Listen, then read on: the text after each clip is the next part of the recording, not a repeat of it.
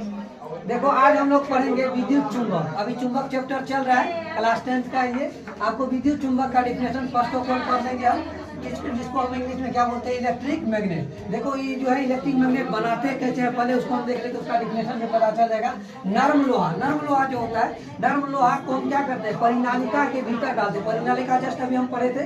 परिनालिका क्या होता है, कोई भी एक जो है आपको कंडक्टर दिया हो, उस पर क्या करते हैं, कोई एक चालक है, उस पर जो हम तार को इस तरीका से लपेटते हैं, तो ये क्या करता है, परिनालिका की भांति कार्य करता है। क्या होता है कि किसी परिनालिका के भीतर रखकर किसको, नर्म लोहा को विद्युत धारा क्या करते हैं, हम प्रवाहित करते हैं, तो लोहा किसके तरफ व्यवहार करने लगता है, चुंबक की भांति कार्य करने लगता है। इस प्रकार से प्राप्त चुंबक को हम लोग क्या बोलते हैं, विद्युत चुंबक कहते हैं। इस प्रकार से प्राप्त चुंबक को क्या बोलेंगे, विद्युत चुंबक कहेंगे। अब देखो किसी भी चालक पर जब हम बल आरोपित करते हैं, बल की दिशा को क्या करना है, फाइंड आउट करना है। मान लेते इसको हम विद्युत धारा दिए, तो इसमें जो विद्युत बल जो जनरेट होगा, बल की दिशा ज्ञात करने के लिए एक नियम का प्रतिपादन किया गया है, जिस नियम को हम लोग फ्लेमिंग के वामहस्त नियम बोलते हैं। तो इसको हम पढ़ लेंगे। पहले देख लेते हैं, हेडिंग बनाए आपको, तो किसी चालक पर आरोपित बल की दिशा, मतलब कोई भी कंडक्टर है उस पर बल की दिशा आपको ज्ञात करना है। ज्ञात करने के लिए हम एक नियम का प्रतिपादन करते हैं, जिसे हम लोग क्या बोलते हैं, फ्लेमिंग के वामहस्त नियम कहते हैं। ये आपको ऑब्जेक्टिव के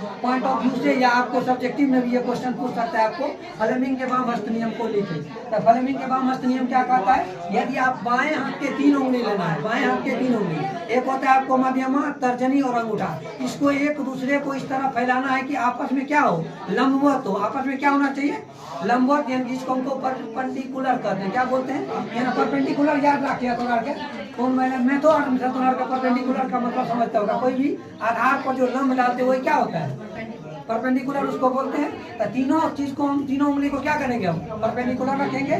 जो आ जाता है तुमको तर्जनी, मध्यम और अंगूठा एक दूसरे को लंबवत, उसी को हमको क्या बोलते हैं, परपेंडिकुलर। इस तरह फैलाया जाए कि मध्यमा किसको व्यक्त करेगा, विद्युत धारा को। मध्यमा जो होता है वो किसको व्यक्त करेगा, विद्युत धारा को, तथा तर्जनी जो है चुंबकीय क्षेत्र को डिनोट करता है। ये जो तर्जनी है ये चुंबकीय क्षेत्र को डिनोट कर रहा है। तब ये जो तर्जनी जो है चुंबकीय क्षेत्र डिनोट करने के बाद, तो चालक पर लगने वाला बल, याद रखिएगा आपको बल की दिशा ज्ञात करना है। क्या ज्ञात करना है, बल की दिशा। तो बल की दिशा अंगूठा की दिशा को में होती है। मान लेते हैं हम ऐसा फैलाए हुए हैं, इसमें यदि हम जो है क्या विद्युत धारा दिए हैं, तो ये चुंबकीय क्षेत्र को दिखाएगा और ये जो है बल की दिशा को दिखाता है, बल की दिशा को दिखाएगी।